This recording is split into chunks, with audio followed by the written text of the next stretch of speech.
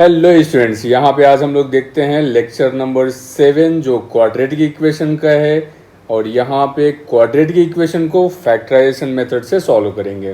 तो बहुत interesting topic है और आपको ध्यान रखिएगा, ये क्वाड्रेटिक इक्वेशन का ये जो मेथड होगा ये आपको हमेशा मिलता रहेगा। आप कभी भी मैथमेटिक्स सॉल्व कर रहे हो या आपके जो भी फर्दर स्टडीज़ होगा, पढ़ाई होगा, उसमें अगर आप मैथमेटिक्स लेते हैं तो क्वाड्रेटिक इक्वेशन का यूज हमेशा रहेगा वहाँ पे।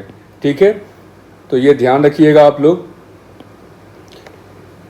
क्या होता है पहले तो देखते हैं क्वाड्रेटिक इक्वेशन को रिप्रेजेंट कैसे करेंगे। तो हम लोगों ने प्रीवियस लेक्चर्स में देखा है कि जो भी इक्वेशन है वो ax² plus bx plus c is equal to 0 के फॉर्म में होता है। Where a does not equal to 0 means coefficient of x² जो होगा वो 0 नहीं होना चाहिए। ठीक है, अदरवाइज ये लीनियर इक्वेशन बन जाएगा, तो फिर ये क्वाड्रेटिक इक्वेशन रह ही नहीं जाएगा। तो क्वाड्रेटिक इक्वेशन के टर्म में रखने के लिए हमें ये टर्म बहुत ज़रूरी है, मीन्स ax² रहना चाहिए। ठीक है, so a does not equal to 0 हमने यहाँ पे लिखा इसको मैथमेटिकल लैंग्वेज में। अब जो भी क्वाड्रेटिक इक्वेशन हम लोगों ने प्रीवियस लेक्चर्स में बनाया था उसको सॉल्व करने का मेथड यहाँ पे हम सिखाने वाले हैं। तो फर्स्ट मेथड यहाँ पे क्या होगा, फैक्टराइजेशन मेथड होगा। इसके बाद जो होता है श्रीधराचार्य का फॉर्मूला सीधे अप्लाई करते हैं। तो श्रीधराचार्य का फॉर्मूला क्या होता है, x is equal to -b plus minus square root of b² minus 4ac divided by 2a। ठीक है, तो इस मेथड से भी हम x का वैल्यू फाइंड आउट कर सकते हैं। तो इजी मेथड जो होता है, वैसे तो दोनों इजी होते हैं लेकिन मोस्टली प्रीफर किया जाता है फैक्टराइजेशन मेथड। लेकिन कभी कभी क्या होता है कि क्वाड्रेटिक इक्वेशन जो भी होता है वो फैक्टराइजेशन मेथड से सॉल्व नहीं हो पाता है। ठीक है, तो जब फैक्टराइजेशन मेथड जहाँ पे पॉसिबल ना हो फैक्टराइजेशन मेथड से सॉल्व करना, तो आप सीधे अप्लाई कर सकते हो क्या, श्रीधराचार्य का फॉर्मूला। ठीक है, तो इससे इजीली आ जाएगा आपका x का वैल्यू जो भी होगा। ठीक है, तो अब यहाँ पे देखते हैं, हम लोग शुरू करते हैं क्वेश्चन सॉल्व करना। ठीक है, तो क्वेश्चन नंबर 1 आज जो आज का है वो क्या है, यहाँ पे क्वेश्चन नंबर 1 आज का जो है वो बोला हुआ है solve the following quadratic equations by factorisation. ठीक है, तो क्वाड्रेटिक इक्वेशन यहाँ पे क्या होगा पहले समझने की कोशिश करते हैं। x² plus 6x plus 5 is equal to 0। ठीक है, तो ये रहा आपका क्वाड्रेटिक इक्वेशन और इसको सॉल्व करना है by using factorisation method. Clear है, तो हम लोग यहाँ पे क्या करेंगे, ये जो टर्म है हमारा क्वाड्रेटिक इक्वेशन का, इसको हम पहले रिलेट कराएंगे किससे, ax² plus bx plus c is equal to 0। हमेशा ध्यान रखिएगा जो कोफिशिएंट ऑफ x है एंड जो कांस्टेंट टर्म है, ठीक है, मीन्स a एंड c को मल्टीप्लाई करेंगे एंड इसको जो भी फैक्टराइजेशन जो भी इसका मल्टीप्लिकेशन आएगा, मीन्स बोलते हैं फैक्टराइजेशन मेथड से जब भी सॉल्व करेंगे इसको, तो जो भी वैल्यू आएगा उसका प्लस या माइनस करने पे ये मिड वैल्यू आना चाहिए यहाँ पे। जैसे यहाँ पे बोला हुआ है x² का कोफिशिएंट कितना है, 1 है एंड कांस्टेंट टर्म यहाँ पे क्या है, 5 है। ठीक है, तो ध्यान रखिएगा 5 × 1 कितना होगा, 5 1 जा 5 हो जाएगा। एंड ये जो भी फैक्टर्स हैं इसको हम ऐड करें या सब्सट्रैक्ट करें तो ये मिडिल टर्म के इक्वल होना चाहिए, मीन्स कोफिशिएंट ऑफ x का x के इक्वल होना चाहिए। तो 5 1 जा 5 एंड 5 प्लस 1 कितना हो जाएगा, 6 हो जाएगा यहाँ पे। ठीक है, अगर 5 माइनस 1 करते तो 4 हो जाता और यहाँ पे वैल्यू क्या है, 6 है, तो हमें क्या करना पड़ेगा, ऐड करना पड़ेगा। बात समझ में आ रहा है, तो हम लोगों ने सीधे इसको ऐड किया और सॉल्व करते हैं। अब इसे कैसे होगा यहाँ पे सॉल्व देखते हैं। x² प्लस ये जो 6x है इसको क्या लिख सकते हैं हम लोग, 5 plus 1 x plus 5 is equal to 0। बात समझ में आ रहा है। ठीक है, अब इन्हें हम ओपन कर लेंगे, जो ब्रैकेट में लिखा है इसे ओपन करेंगे तो क्या होगा, x² plus 5x plus x plus 5 is equal to 0। ठीक है, अब ये दोनों टर्म में क्या कॉमन है, इन दोनों टर्म में क्या कॉमन है वो लेते हैं यहाँ पे। ध्यान रखिएगा, हंसिएगा नहीं, मैं बोल नहीं पा रहा हूँ क्योंकि वो टीथ का ट्रीटमेंट चल रहा है, ठीक है, तो प्रॉपर लेक्चर भी इसलिए कंटिन्यू नहीं हो पा रहा है, ठीक है। तो बीच में इनकेस टंग अगर स्लिप होता है तो कॉमेडी मत करिएगा, मतलब मजाक मत उड़ाइएगा, ठीक है। कॉमेडी तो आप लोग क्या करेंगे, कॉमेडी तो मैं ही करूँगा, है ना। फिलहाल यहाँ पे देखिएगा इन दोनों में कॉमन क्या लेते हैं, x कॉमन लेते हैं। यहाँ पे रिमेनिंग क्या बचेगा, एक्स स्क्वायर था, ये दोनों टर्म में x कॉमन लिया हमने, तो यहाँ पे x बचेगा, x लिखा हमने, प्लस यहाँ पे हो जाएगा 5 एंड प्लस इन दोनों टर्म में तो कुछ ऐसा कॉमन लेने लायक है नहीं, तो हमने 1 कॉमन ले लिया एंड रिमेनिंग कितना बचेगा, x plus 5 is equal to 0, ठीक है। तो यहाँ पे x प्लस 5 है, ये x प्लस 5 है, हमने कॉमन ले लिया, x plus 5 and other bracket में क्या होगा, x plus 1 is equal to 0, ठीक है। और x का वैल्यू फाइंड आउट करना है तो आप कोई दोनों में से कोई एक वैल्यू 0 होगा, जैसे मल्टीप्लाई करते हैं ना, 0 इंटू 1 इज इक्वल टू 0 1 जा 0 होगा, ठीक है। तो कोई एक वैल्यू, चाहे ये भी 0 हो सकता है, ये भी 0 हो सकता है, तो आप कोई एक को 0 कर लीजिए यहाँ पे। फिलहाल दिखाना दोनों को पड़ेगा। If x plus 5 is equal to 0 then x is equal to -5, या ऐसा भी हो सकता है if x plus 1 is equal to 0 then x is equal to -1। बात समझ में आ रहा है। तो यहाँ पे फैक्टराइज करने पे जो x का वैल्यू आया वो कितना आया, -5 एंड -1। क्लियर है। तो ये रहा आपका एक क्वेश्चन, यहाँ पे समझ में आ रहा है। इसी तरीके से दूसरा क्वेश्चन यहाँ पे करेंगे। इस क्वेश्चन का सॉल्यूशन आपको देखना है तो आप सीधे स्क्रीनशॉट ले लीजिए। दूसरा क्वेश्चन स्टार्ट करने वाले हैं हम, ठीक है। तो क्या होगा यहाँ पे देखिएगा,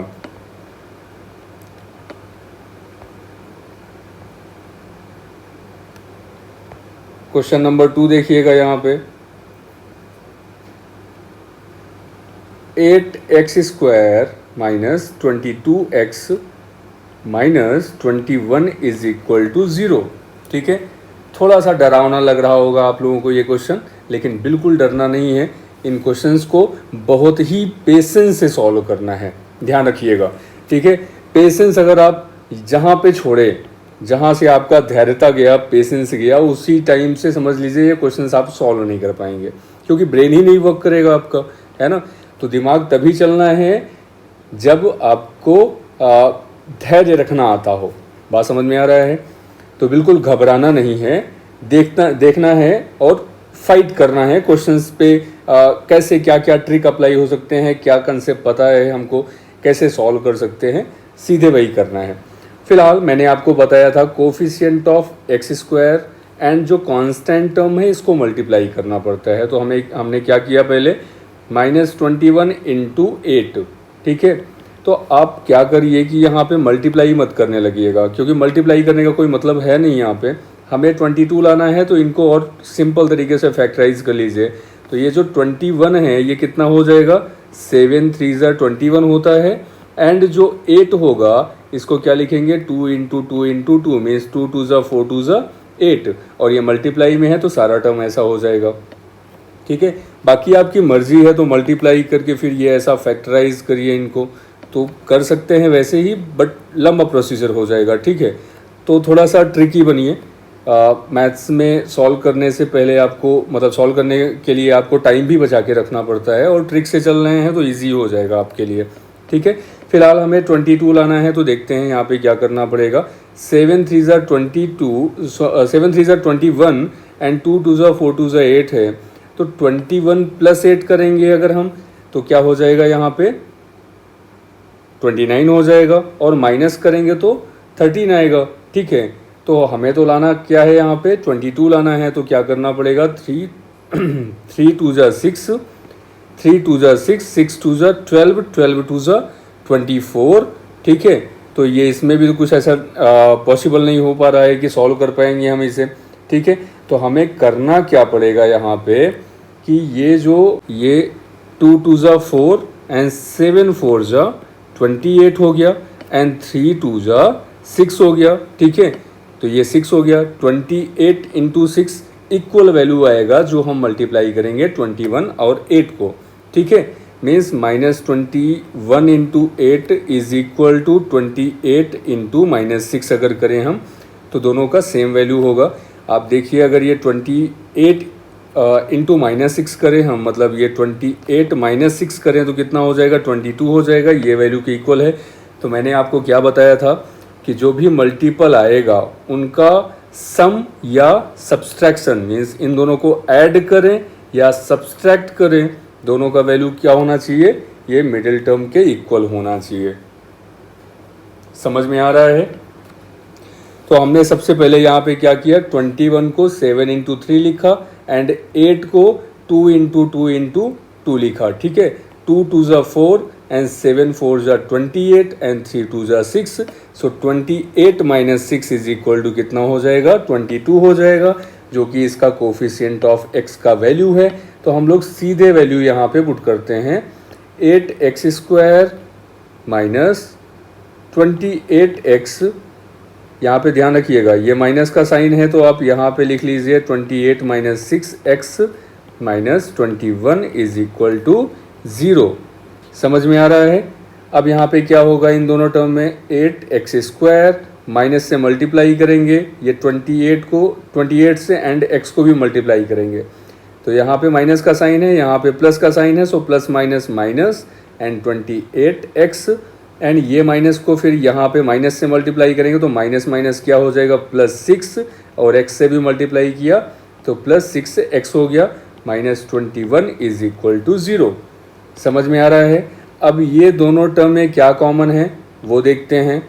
तो सिंपल है, ये 2 4 ज़ा 8 होगा एंड 14 2 ज़ा होगा यहाँ पे, या 4 से अगर देखें यहाँ पे इन दोनों में मल्टीपल क्या होगा, 4 2 ज़ा 8 होगा एंड 4 7 ज़ा 28 होगा। सो 4 कॉमन हो गया एंड जो भी कोफिशिएंट, जो भी x है यहाँ पे, x का पावर यहाँ पे 1 है और यहाँ पे पावर 2 है।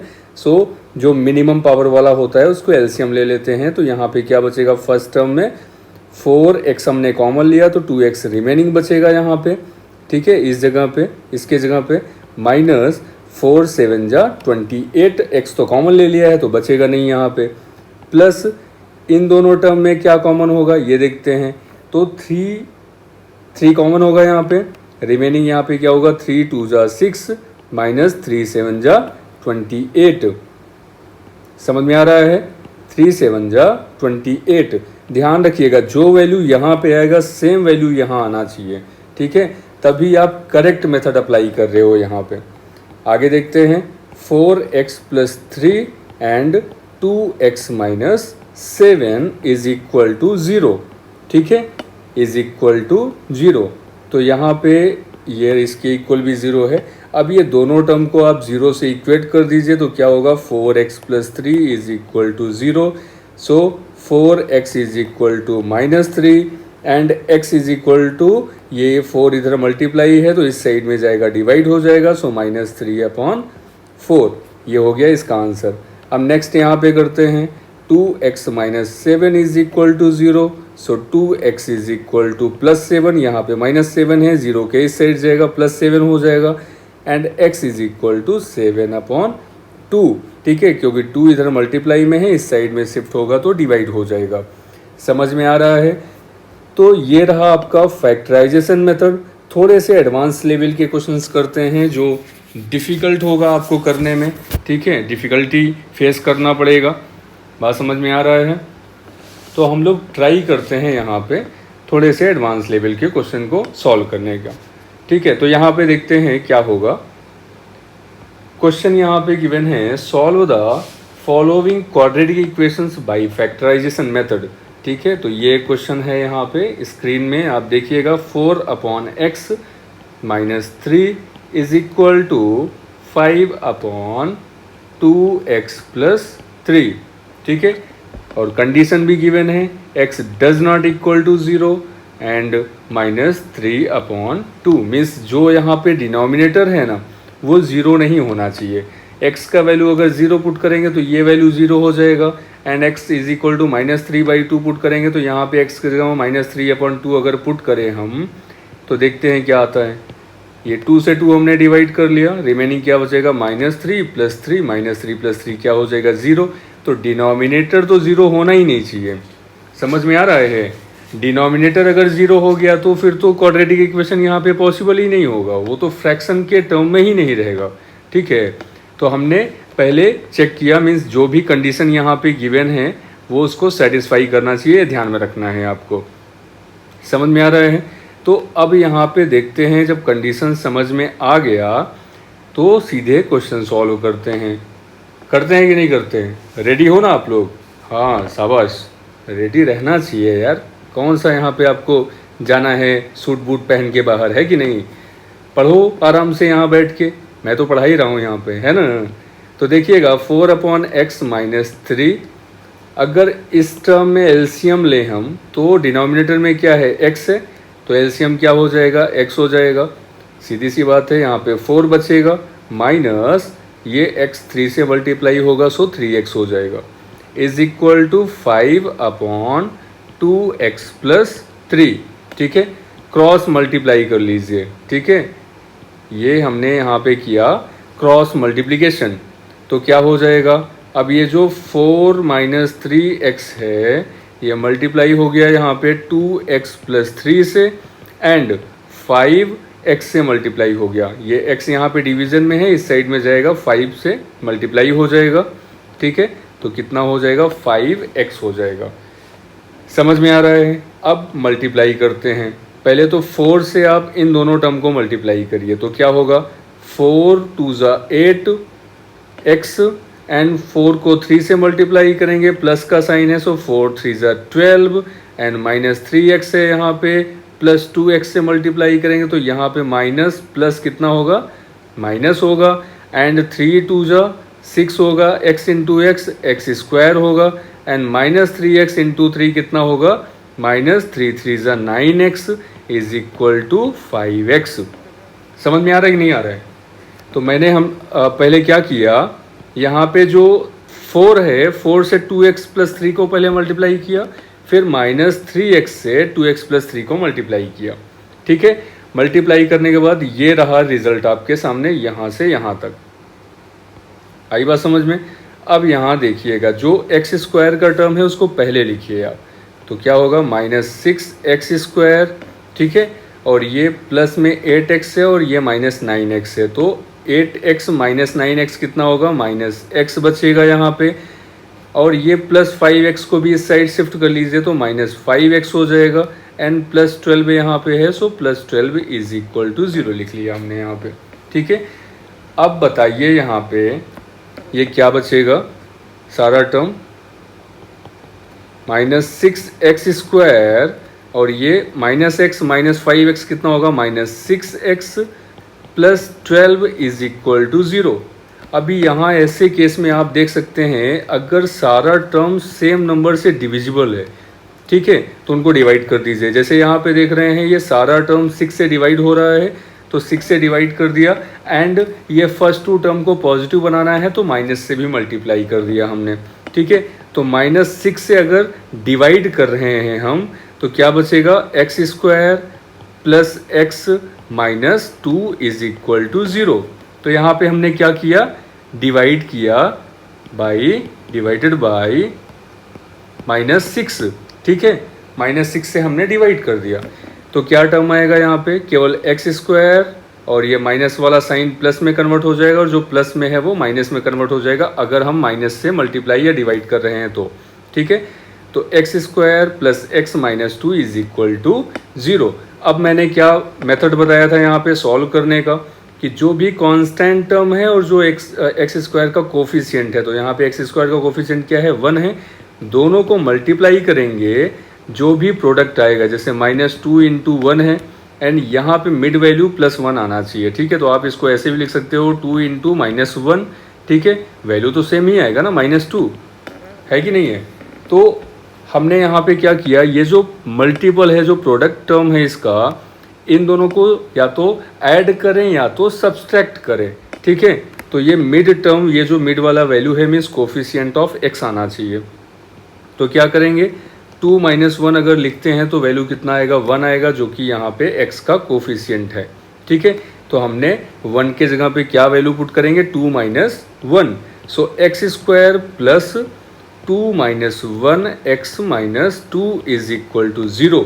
ठीक है, अब यहाँ पे देखते हैं एक्स स्क्वायर प्लस x से मल्टीप्लाई करेंगे इन दोनों टर्म में, तो 2 इंटू एक्स कितना होगा, 2x minus x minus 2 is equal to 0। ठीक है, लीजिए यहाँ पे कॉमन लीजिए, इन दोनों टर्म में क्या कॉमन है, x कॉमन है। ठीक है, x कॉमन ले लिया, यहाँ पे क्या बचेगा, फर्स्ट टर्म में x बचेगा प्लस 2, एंड इन दोनों टर्म में क्या कॉमन है, माइनस 1 कॉमन है। सो क्या रिमेनिंग बचेगा, x plus 2 is equal to 0। ठीक है, अब बताइए क्या आएगा आंसर, यहाँ पे x माइनस 1 आएगा एक ब्रैकेट में, दूसरे ब्रैकेट में आएगा x plus 2 is equal to 0। ठीक है, अब इनको इक्वेट कर दीजिए 0 से, so x minus 1 is equal to 0।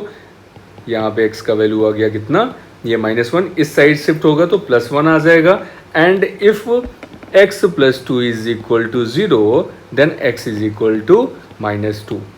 समझ में आ रहा है। इसी तरीके से सारा जितना भी क्वेश्चंस हैं यहाँ पे, आपको जो भी क्वाड्रेटिक इक्वेशन को सॉल्व करना है by using factorisation method, then you can solve it like this. Okay, बहुत इजी मेथड है, इसके बहुत सारे क्वेश्चंस अभी डिस्कस करूंगा मैं डिफरेंट टाइप के। ठीक है, बट आज के लिए जो है इतने में ही ये क्लास ओवर करते हैं। थोड़ा इंट्रो दिया मैंने आपको, सॉल्व करने का मेथड बताया। ठीक है, तो ये क्वेश्चन का सारा सॉल्यूशन आपके सामने है, यहाँ पे आप देख सकते हैं। ठीक है, जो ये क्वेश्चन पूरा सॉल्व किया हूँ, तो ये आप देख लीजिए यहाँ पे। बाकी कई सारे क्वेश्चंस वेराइटीज़ वाले डिफ़िकल्ट भी क्वेश्चंस मिलेंगे, कुछ जो थोड़ा बहुत जो ओलंपियाड में पूछे गए हैं क्वेश्चंस वो भी करेंगे हम। एनसीईआरटी के सारे क्वेश्चन सॉल्व करेंगे हम। आरडी शर्मा से भी कुछ क्वेश्चंस हम सेलेक्ट करते हैं जो आपके बोर्ड के लिए बड़ा इंपॉर्टेंट है, और जो प्रीवियस ईयर के क्वेश्चंस हैं वो भी सॉल्व कराता हूँ मैं। तो आप अगर केवल ये लेक्चर्स जितना वीडियो में रिकॉर्डेड है, इस क्वेश्चन को भी, इतने ही क्वेश्चन को भी सॉल्व कर रहे हो ना, तो आपका पेपर में बहुत अच्छा नंबर आ जाएगा। ठीक है, और 100% पाना है आपको, फुल मार्क्स पाना है, तो जैसे बताता जा रहा हूँ वैसे साथ में चलिए आप लोग। ठीक है, एग्ज़ाम जैसे जैसे पास में आता जाएगा, प्रैक्टिस भी कराता जाऊँगा मैं आपका, और नए नए मेथड्स भी बताता जाऊँगा, सारा सिलेबस कवर कर दूँगा। ठीक है, बस आप लोग भी थोड़ा सहयोग बनाए रखिए, अपने साथ वालों को बोलिए चैनल सब्सक्राइब कर ले, या जितने लोग हैं जितना पॉसिबल हो पाए आप लोग थोड़ा सपोर्ट करेंगे अगर हमारा, तो वो कंसिस्टेंसी, वो रिदम बना रहेगा। मैं बहुत चाहता हूँ आप लोगों का मदद करना। ठीक है, दिल से बोल रहा हूँ, बहुत मदद करना चाहता हूँ, बट क्या होता है कि कभी कभी देखता हूँ वीडियोस में कि जो भी जब चैनल देखता हूँ तो जिस लेवल पे बढ़ना चाहिए, जिस तरीके से आप लोगों का सपोर्ट चाहिए, वो सपोर्ट दिख नहीं रहा है वहाँ पे। ठीक है, तो ऑफलाइन क्लासेस भी होती हैं, मेरा मैं पूरा दिन क्लास लिया हुआ हूँ। ठीक है, 7-8 आवर्स पढ़ाया हूँ, और रात को अभी 2 बज रहे हैं अभी, और ये वीडियो लेक्चर रिकॉर्ड कर रहा हूँ सिर्फ आप लोगों के लिए। ठीक है, कि कुछ ना कुछ एक बेहतर तरीके से आपको बता सकूँ मैं, एक अपना जो भी मेरे पास काबिलियत है मैं उसके बेस पे करना चाह रहा हूँ, उतना बताना चाह रहा हूँ। ठीक है, और उम्मीद भी है आप लोगों से, आप लोग समझेंगे भी, सारी बातें नहीं बता सकता मैं आपको। ठीक है, फिलहाल यही चाहता हूँ, अल्टीमेट गोल यही है कि आप अच्छा करें। ठीक है, आपके मार्क्स अच्छे आए।